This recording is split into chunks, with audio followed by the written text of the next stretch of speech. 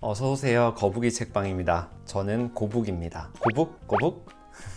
폴리매스에 대해 들어보셨나요? 사전에 폴리매스를 검색해보면 박식가 또는 여러 주제에 광범위하게 알고 있는 사람을 말합니다. 저는 이 뜻을 보고 딱 생각난 사람이 바로 유재석이었어요. 개그맨이면서 대한민국을 대표하는 MC이자 트로트 가수이면서 유드래곤이라는 이름으로 가수 그룹 활동을 하고 지미유라는 이름으로 기획사 대표까지, 이런 사람이 바로 폴리매스 아닐까요? 요즘은 부캐 전성시대라고 할 만큼 한 사람이 여러 분야에서 다양하게 활동을 하는 경우를 자주 볼 수 있습니다. 예를 들면 내고왕의 광희도 그렇고 발명왕의 윤호윤호도 그렇고요. 오늘은 폴리매스에 대해서 한번 알아보고 어떻게 하면 폴리매스가 될 수 있는지, 그리고 우리 사회는 왜 폴리매스의 반대격인 전문화를 강요하는지 한번 알아보겠습니다.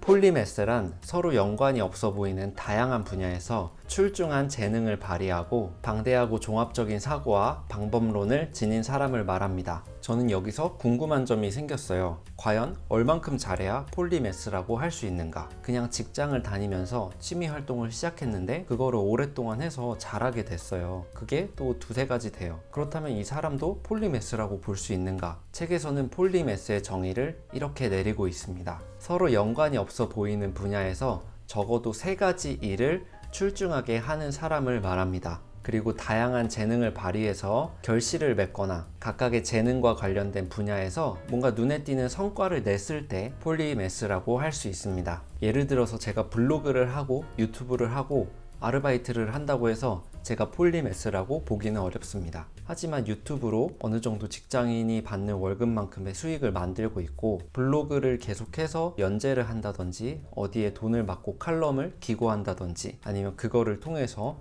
강의를 하거나 뭔가 강의안을 만들어서 판다든지 아르바이트를 계속 했더니 그 기술이 쌓여서 결국에는 내 가게를 내거나 그 실력을 갖고 원데이 클래스를 연다든지, 이런 어떤 한 분야에서 결실을 맺거나 누가 봐도 눈에 띄는 성과를 냈을 때 폴리매스라고 할 수 있겠습니다. 그렇다면 우리 사회에서 왜 폴리매스는 소수일까요? 그것은 바로 우리 사회의 특성 때문입니다. 우리 사회는 오랫동안 피라미드 형식의 전문성을 요구하고 있습니다. 어렸을 때 우리는 피라미드 가장 밑바닥에 있는 거예요. 다양한 것을 뭐든지 할 수 있는 능력을 가지고 있죠. 하지만 초등학교, 중학교, 고등학교를 거쳐서 대학교에 진학할 때 한 가지 학과를 선택하게 됩니다. 그리고 대학교를 졸업하고 대학원을 간다고 치면 내가 선택한 학과에서 더 세분화해서 깊숙하게 들어가게 됩니다. 그리고 대학원을 졸업하고 취업을 할 때는 그거와 관련된 직장에 취직할 확률이 높겠죠. 우리는 점점 넓은 피라미드 밑바닥에서 좁은 피라미드 상층부까지 깊숙이 올라가게 됩니다. 폴리매스의 저자이자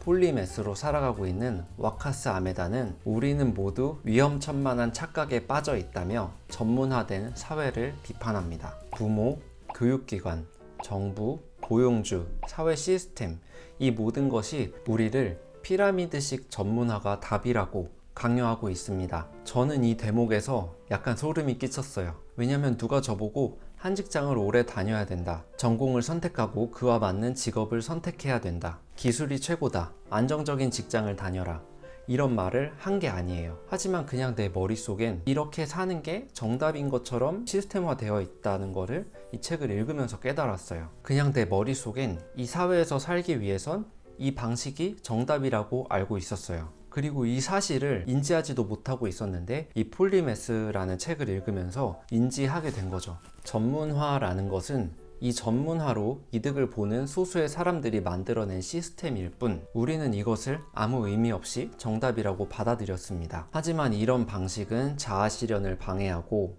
창의성을 제한하고 생존 능력을 떨어뜨립니다. 이런 불행한 현실을 벗어나려면 우리의 사고방식을 재구성해야 합니다. 폴리매스가 되기 위한 사고방식의 재구성, 이 책에서는 6가지를 얘기하고 있는데요. 개성, 호기심, 지능, 다재다능함, 창의성, 통합입니다. 이 6가지 자질을 내면에서 발견하고 활성화할 때 우리 안에 잠든 폴리매스를 깨울 수 있습니다. 저는 개인적으로 이 책이 저에게 많이 와닿았어요. 왜냐하면 제가 이런 비슷한 삶을 살고 있었거든요. 저는 호기심이 많고 하고 싶은 게 많았어요, 항상. 그래서 하고 싶은 게 생기면 무조건 해야 됐어요. 하지 않으면 계속 나중에 후회할 것 같다는 생각이 들더라고요. 그래서 하고 있는 직업도 여러 번 전혀 연관이 없는 직업으로 많이 바꿨습니다. 바리스타, 자동차 정비, 스키 페트롤, 수영장 라이프가드, 영어학원 코디네이터, 블로거, 유튜버, 영상 편집자, 드럼, 댄스도 배웠고요. 부동산 투자에도 관심이 있어서 한번 배웠습니다. 이렇게 저는 관심이 한번 생기면 무조건 해야 돼요. 중간에 포기하더라도. 한편으로는 뭐 하나 제대로 집중하지 못하고 이것저것